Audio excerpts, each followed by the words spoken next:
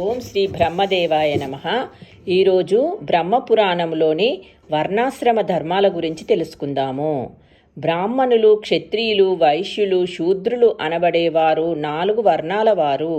దాన ధర్మాలు చేయడము, యజ్ఞయాగాదులు చేయడము, వేదశాస్త్రాలను చదవడము, అన్ని జీవుల్ని సమదృష్టితో చూడడము, ఎవరికీ హాని కలిగించకుండా ఉండడము, అందరితోనూ సఖ్యతతో ఉండడము బ్రాహ్మణుల యొక్క విధి. బ్రాహ్మణులకు దానం ఇవ్వడము, వేదాల్ని చదవడము, యజ్ఞాలు చెయ్యడము, ప్రజల్ని రక్షించడము, దుర్మార్గుల్ని శిక్షించడము క్షత్రియుల యొక్క ధర్మము. పశుపోషణ, వ్యవసాయము, వ్యాపారం చేయడము, దాన ధర్మాలు చేయడము, యజ్ఞాలు చేయడము వైశ్యుల యొక్క కర్తవ్యము.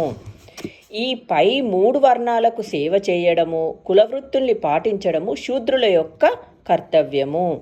దయ, పరిశుభ్రత పాటించడము, కష్టించి పనిచేయడము, సత్యం పలకడము, అందరితోనూ సఖ్యతగా ఉండడము అన్ని వర్గాల వారు పాటించాలి. బ్రాహ్మణునికి సరి అయిన జీవనాధారం లభించకపోతే క్షత్రియ వైశ్యవృత్తుల్ని పాటించవచ్చు. అదేవిధంగా క్షత్రియుడు వైశ్యవృత్తిని చేపట్టవచ్చు. కానీ బ్రాహ్మణులు, క్షత్రియులు శూద్ర వృత్తిని చేపట్టకూడదు. ఆశ్రమాలలో బ్రహ్మచర్యం మొదటిది. ఉపనయనమైన తర్వాత గురుకులంలో వేదశాస్త్రాలు అభ్యసించాలి. పవిత్రంగా ఉండి పూజాదికాలు నిర్వర్తించాలి. గురువుకి శుశ్రూష చెయ్యాలి. సంధ్య వార్చాలి. గురువుని అనుసరించి మెలగాలి. ప్రతి ఉదయము నీరు, పువ్వులు గురువుకు తేవాలి. విద్యాభ్యాసం పూర్తయిన తర్వాత గురుదక్షిణ సమర్పించాలి. గురువు అనుమతి తీసుకొని 2వది అయిన గృహస్థాశ్రమంలో ప్రవేశించాలి. గృహస్థాశ్రమంలో జీవనాధారాన్ని కల్పించుకొని యజ్ఞయాగాదులు నిర్వహించాలి. అతిథుల్ని సేవించాలి. ఋషులకు వేదాల్ని చదివి వినిపించాలి. సంతానాన్ని పొంది బ్రహ్మను మెప్పించాలి. సత్యం పలకడం ద్వారా ప్రపంచాన్ని మెప్పించాలి. అన్నింటికంటే గృహస్థాశ్రమము శ్రేష్టమైనది. అతిథుల్ని సంతృప్తిపరచాలి. వారి అసంతృప్తులైతే గృహస్థుల యొక్క పుణ్యంలో కొంత భాగం వారికి పోతుంది. అతిథి యొక్క పాపము అతనికి వస్తుంది. తర్వాతది వానప్రస్థాశ్రమం. గృహస్థు భార్యతో కూడా అడవికి వెళ్ళవచ్చు, లేదా ఆమెను కుమారుల పోషణలో ఉంచి వెళ్ళవచ్చు. ఆకులు, పండ్లు, దుంపలు తింటూ నేల మీద పడుకుంటూ క్షురకర్మ చేసుకోకుండా జీవిస్తూ భగవంతుని ధ్యానిస్తూ ఈ ఆశ్రమంలో ఉండాలి. చివరిది సన్యాసాశ్రమము. ఈ ఆశ్రమంలో అందరినీ త్యజించి విషయవాసనలకు దూరంగా ఉండి అందరినీ సమదృష్టితో చూస్తూ భగవంతుని ధ్యానిస్తూ ఉండాలి. ఒక గ్రామంలో 1 రాత్రి, ఒక నగరంలో 7 రాత్రులు మాత్రమే ఉండాలి. భిక్షాటన చేస్తూ జీవించాలి. రోమహర్షణుడు ఋషులకు వర్ణాశ్రమ ధర్మాలు చెప్పి, ఋషులారా, ఈ ధర్మాలతో పాటు వేదవ్యాసుడు బ్రహ్మపురాణంలో యోగం గురించి, దాని ప్రాముఖ్యతను గురించి కూడా వివరించాడు. దానిని గురించి మీకు చెబుతాను అని యోగం గురించి చెప్పసాగాడు. యోగము అంటే కలయిక అని అర్థము. ఇది ఒక ధ్యాన పద్ధతి. దీని ద్వారా జీవుడు తనకు పరమాత్మకు భేదం లేదని తెలుసుకుంటాడు. యోగాన్ని అవలంబించడానికి 5 పద్ధతులున్నాయి. అవి ప్రాణాయామ, ధ్యాన, ప్రత్యాహార, ధారణ, స్మరణలు. ప్రాణాయామంలో శ్వాసను స్వాధీనంలో ఉంచుకుంటారు. ప్రాణాయామం చెయ్యడం వల్ల శరీరంలో ఉన్న మాలిన్యాలు తొలగిపోతాయి. ధ్యానం వల్ల స్థూల ప్రకృతి నుండి సూక్ష్మ ప్రకృతికి చేరుతాడు. ప్రత్యాహారం వల్ల విషయవాసనల నుండి మనస్సు విడిపడుతుంది. ధారణ వల్ల పాపాలు నశిస్తాయి. స్మరణ వల్ల అన్నీ ఆత్మగానే కనిపిస్తాయి. ప్రాణాయామం చేయడం వల్ల 4 ఫలితాలున్నాయి. పాపాలు పరిహరింపబడి నిష్కామ కర్మ చేయబడుతుంది. ఈర్ష్వ, అసూయ, అహంకారము జయించబడతాయి. చిత్తము ప్రశాంత స్థితికి చేరుతుంది. సూర్యుడు, చంద్రుడు, నక్షత్రాల శక్తితో సమానమైన శక్తి కలుగుతుంది.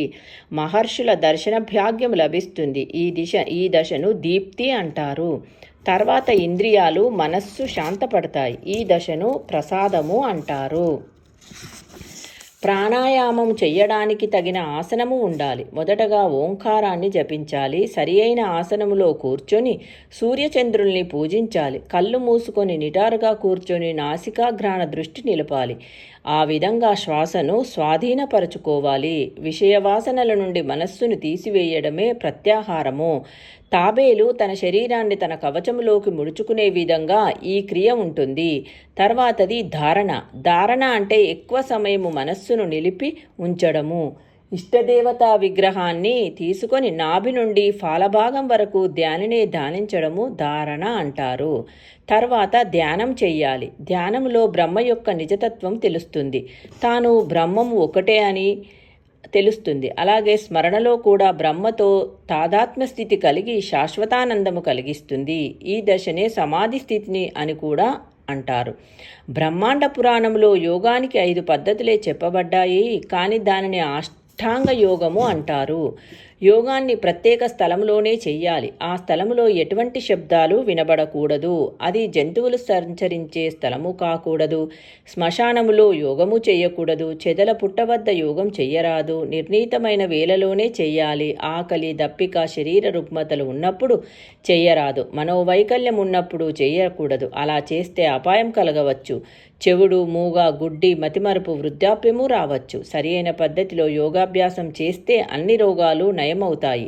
యోగాభ్యాసం చేసేటప్పుడు చాలా ఆటంకాలు కలుగుతాయి. అతడు విషయవాసనాలంపడుడై ఉండవచ్చు. అనేక భ్రమలు కలగవచ్చు. మతిభ్రమణం కలగవచ్చు. యక్షులు, రాక్షసులు, గంధర్వులు, దేవతలు కనిపించినట్లు భ్రమ కలగవచ్చు. మానసిక తులనాత్మకత పోవచ్చు. వీటన్నింటినీ అధిగమిస్తే తప్ప యోగాభ్యాసం విజయవంతము కాదు. అభ్యాసకునకు కొన్ని సిద్ధులు లభించవచ్చు. మొదటిది అనిమ. ముల్లోకాలలో తనకు కావలసినది పొందడాన్ని అనిమ అంటారు. రెండవది లగిమ. దీనివల్ల సాధకుడు దూది కంటే తేలికగా అవుతాడు. మూడవది మహిమ. ఏ మూలకాన్నైనా శ్రేష్టమైన దానిగా చెయ్యడమే మహిమ. నాలుగవది ప్రాప్తి. దీనివల్ల విశ్వంలో అన్నింటినీ స్వాధీనం చేసుకోగలుగుతాడు. ఐదవది ప్రాకామ్యము. దీనివల్ల సుఖదుఖాలకు అతీతుడవుతాడు. ఏడవది వశిత్వము. దీనివల్ల అన్ని భూతాలు వశమై అతనికి సేవ చేస్తాయి. 8 కామవశయిత్తము. దీనివల్ల ఇంద్రియ నిగ్రహము కలుగుతుంది. యజ్ఞయాగాదుల వలన పరబ్రహ్మాన్ని తెలుసుకోలేరు. అది యోగాభ్యాసం ద్వారానే సాధ్యమవుతుంది. అటువంటి వానికి జనన మరణాలు ఉండవు. భరతవాక్యం. చాలా కాలం క్రితము వేదవ్యాసుడు అది పురాణాన్ని ఋషులకు చెప్పాడు. బ్రహ్మపురాణములో ఉన్న జ్ఞానము తమకు లభించినందుకు ఋషులు సంతోషించారు. వేదవ్యాసుడు వారికి చెప్పిన దానిని మీకు చెప్పాను. ఎవరైనా ఈ పురాణాన్ని తప్పక వినాలి అన్నాడు రోమహర్షణుడు ఋషులతో. బ్రాహ్మణుడు ఈ పురాణాన్ని చదివితే పండితుడవుతాడు. క్షత్రియుడు వీరుడవుతాడు. వైశ్యుడు ఐశ్వర్యవంతుడవుతాడు. శూద్రునికి ఆనందం కలుగుతుంది. అందరి కోరికలు సఫలమవుతాయి. అన్ని యాగాలు, అన్ని తీర్థయాత్రలు చేసిన ఫలితము కంటే ఎక్కువ ఫలితము ఈ పురాణాన్ని విన్నందువల్ల కలుగుతుంది. ఈ పురాణం రహస్యాల్ని నాస్తికులకు తెలియజేయవద్దమని చెప్పి రోమహర్షణుడు ఋషులను ఆశీర్వదించి తన ఆశ్రమానికి వెళ్ళాడు. ఓం బ్రహ్మదేవాయ నమః. బ్రహ్మపురాణం సమాప్తం.